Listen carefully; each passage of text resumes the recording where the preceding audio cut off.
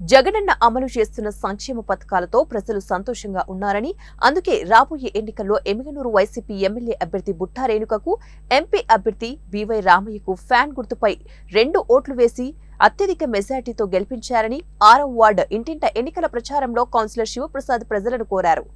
ఈ సందర్భంగా వారు మాట్లాడుతూ, టీడీపీ వారు చెప్పే మోసపూరిత మాటలు నమ్మి మోసపోవద్దని, మళ్లీ మనకు సంక్షేమ పథకాలు అందాలంటే, రాష్ట్ర అభివృద్ధి జరగాలంటే, మళ్లీ సీఎంగా జగన్మోహన్ రెడ్డిని, ఎమ్మిగనూరు నియోజకవర్గ అభివృద్ధి కావాలంటే వైసీపీ ఎమ్మెల్యే అభ్యర్థిగా బుట్టా రేణుకను, కర్నూలు ఎంపీగా అభ్యర్థిగా బీవై రామయ్యను గెలిపించుకోవాలని కోరారు. 6వ వార్డు నందు కౌన్సిలర్ శివప్రసాద్ గారి ఆధ్వర్యంలో మా వార్డు కన్వీనర్లు, మహిళలు, కార్యకర్తలు అందరూ కలిసి వార్డు దగ్గర ప్రచారం చేయడం జరుగుతుంది.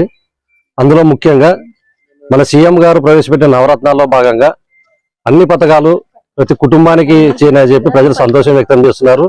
కాబట్టి రాబోయే ఎలక్షన్లో మన స్థానిక ఎమ్మెల్యే అభ్యర్థి అయినటువంటి బుట్ట రేణుకమ్మ గారికి అత్యధిక మెజార్టీతో గెలిపించడానికి అందరూ సిద్ధంగా ఉన్నారు. ఎంపీ అభ్యర్థి అయినటువంటి బీవై రామయ్య గారికి కూడా ఎంపీగా ఓటు వేయడానికి ఎదురు చూస్తున్నారు.